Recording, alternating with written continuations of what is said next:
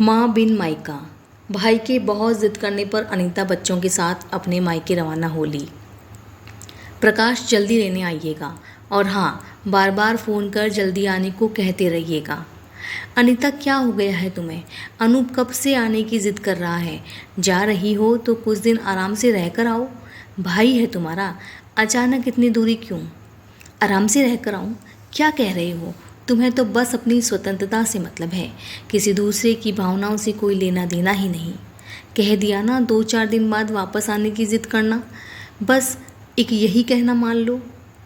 रात की ट्रेन में प्रकाश ने अनीता व बच्चों को बैठा दिया। ट्रेन अगले दिन सुबह हैदराबाद पहुंचने वाली थी। न जाने कितने विचार अनीता के मन को बेचैन कर रहे थे। जल्दी सोने से सुबह जल्दी होगी, इस विचार से बच्चे सो चुके थे। ट्रेन के हर झटके से अनीता हर बार कुछ नया सोचने लगती। ट्रेन ट्रेन की आवाज़। हाँ जी प्रकाश, सोई नहीं? नहीं, मेरी याद आ रही है।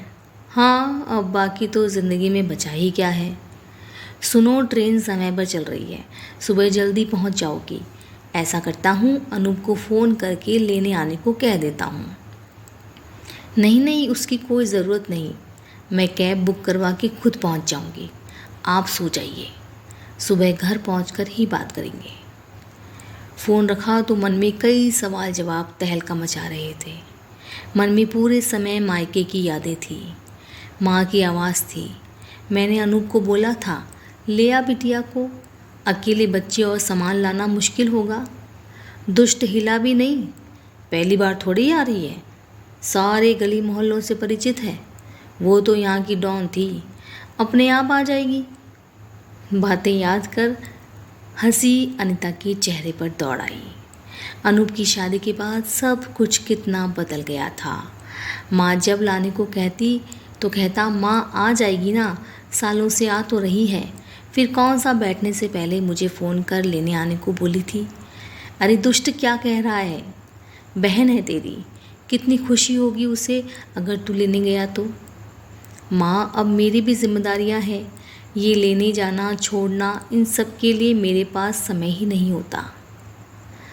जब एक शहर से दूसरे शहर आ सकती है तो एक स्टेशन से घर आने में क्या परेशानी। मना कर रहा है अनीता, कितनी बार बोला पर लेने आने को तैयार ही नहीं। कोई बात नहीं माँ, मत कहा करो, अब वो भी बच्चा नहीं है, उसकी भी शादी हो गई है। अरे मेरे जीते जी तो मना मत कर, मेरे जाने के बाद जैसा रिश्ता निभाना है निभाते रहना। छोड़ो ना माँ, क्यों बात का बतंगड़ बढ़ाना। आ जाऊंगी मैं अपने आप, मत कहा करो उसे। न जाने कितनी बातें उसके मानस पटल पर दौड़ने लगी। जबरन आंख बंद कर नींद से मुलाकात करने की कोशिश अंततः सफल हुई। सुबह अचानक घबराकर उठी तो देखा सही समय पर नींद खुली है। गाड़ी स्टेशन पर दौड़ रही थी। बाहर झांक कर देखा तो हैदराबाद लिखा था। बच्चों उठो बेटा, चलो हमें उतरना है, जल्दी करो, नीचे उतर कर कैब बुक करवा लेंगे। अलसाई आंखों से बच्चे अपना अपना सामान लेकर खड़े हो गए। मन में सोचने लगी, अभी तक माँ 10 फ़ोन कर देती थी, पता नहीं घर का माहौल कैसा होगा, जाते ही किससे सामना होगा, वो अपना सामान कौन से रूम में रखेगी और भी ना जाने क्या क्या। जैसे ही बच्चों को उतारा, अनूप ने कहा, पूरी कोशिश की है कि तुझे माँ की कमी महसूस ना हो। माँ बिन भी मायका होता है, भाई भाभी के साथ। क्या अपनत्व में कोई कमी तो नहीं? कैसी बातें कर रहा है? एक बात कहूँ, ये चिंता, ये फिक्र काश तूने माँ के सामने की होती तो उसकी उम्र के 2-3 साल और बढ़ जाते। आज उनके जाने के बाद वही सब करना जो वो जीते जी चाहती थी। सब कुछ होते हुए भी ना। पहले लगता था जब मैं काम खुद कर रहा था तो माँ बार बार बोलकर क्यों टोक रही है। आज समझ आता है वो उसकी चिंता थी और चिंता में छुपा प्यार। हम बड़े हो गए थे पर शायद उनके लिए तो बच्चे ही थे।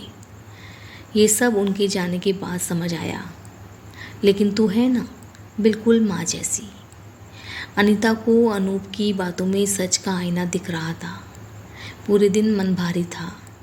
देखते ही देखते 15 दिन बीत गए। मायके की हर चीज़ में माँ की मौजूदगी आज भी थी। कल रवानगी थी, शायद इसीलिए मन बुझा बुझा था। सब देर रात तक बातचीत करते रहे। अचानक भाभी को याद आया, अरे दी, माँ के कमरे में उनका एक बक्सा रखा है, वो शायद उनका सबसे अजीज़ बक्सा था। ये उसकी चाबी है, मैं चाहती हूँ आप इसे खोलें। ऐसा क्यों? माँ की हर चीज़ पर तुम्हारा अधिकार है। जब हमने किसी चीज़ के लिए कभी कुछ कहा नहीं, तो आज ये संदूक और उसकी चाबी। दी, माँ हमेशा कहती थी इसमें पूंजी है। मेरी बात यह अनीता ही है जो इसकी कीमत समझ सकती है। बुरा मत मानिएगा, अच्छा हो इसे आप ही खोलें। कांपते हाथों से अनीता ने बक्सा खोला। दुनिया भर की कतरनों से भरा बक्सा। ऊपर से सब हटाती चली गई। पापा का कुर्ता पजामा रखा था, खादी का कुर्ता। देख, ले आया इस बार खादी का कुर्ता, संभाल कर रख, अनूप के जन्मदिन पर पहनूंगा। दुनिया आगे बढ़ रही है, लोग कोट पैंट पहनते हैं और आप हद करती हो जी। पूजा पाठ थोड़ी है। लेकिन अनूप के जन्मदिन का अरमान मन में दबाए पापा एक दुर्घटना का शिकार हो गए और सब कुछ यहीं छोड़कर चले गए। शायद माँ के लिए पापा की पसंद का कुर्ता उस दिन से बेहद अजीज हो गया। नीचे देखा तो भाई के मुन्नन के कपड़े, अन्नप्राशन के कपड़े रखे थे। हर एक चीज़ माँ की ममता से ओत-प्रोत थी। अचानक हाथ में वो गुड़िया आ गई जो अनीता कभी ज़िद करके लाई थी। अनीता, अब ज़िद की तो चांटा लगने वाला है। माँ दिला दो ना वो गुड़िया। दिमाग ख़राब है तेरा, इतनी महंगी गुड़िया। अरे कुछ और ले लो बेटा, थोड़े दिन बाद तू इसकी तरफ झांकेगी भी नहीं। लेकिन अनीता पर तो बड़ी सी गुड़िया का भूत सवार था। लाकर थोड़े दिन खेलकर उसे पटक दिया, पर माँ ने उसे हमेशा ये कहकर संभाला कि तेरी बेटी को दूंगी। कितनी ऐसी यादें उस संदूक में कैद थी जो शायद एक माँ के लिए बहुत खास थी। भाभी, क्या ये संदूक मैं? हाँ हाँ दीदी, इसकी कीमत आपसे ज़्यादा कोई नहीं समझ सकता। देर रात तक बात कर सब सो गए। अनीता मध्यम रोशनी के दीवार पर लगी माँ की तस्वीर को देखती रही। कहाँ चली गई माँ?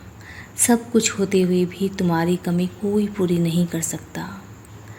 पलक झपकते ही माँ के साथ थी। अनीता, सारा सामान रख लिया ना? देख, ये साड़ी तेरे लिए रखी थी, रख ले इसे। माँ, ये तो तुम्हें मामा ने दी थी ना, तुम पहनना। नहीं, मैं पहनूं या तू, एक ही बात है। वैसे भी मैं ये रंग कहाँ पहनती हूँ, उस दिन तेरे लिए रख ली थी। ये ले, अचार की शीशी भी रख। माँ, भाभी क्या कहेगी? कोई कुछ नहीं कहेगा। ये मैंने चुपचाप तेरे पसंद की डाल कर रख दी थी। रख ली बैग में। सुबह विदाई दी, चुपके से पर्स निकाल कर एक रुमाल में लगी गांठ खोलने लगी और कुछ पैसे निकाल कर बिटिया के हाथ पर रख दिए। ये क्यों माँ, इतना कुछ तो दे दिया। मेरा आशीर्वाद है बेटा, अभी पापा होते तो बिना कहे कितना कुछ करते। चल जल्दी कर, कुछ खाए बिना घर से निकलने नहीं दूंगी।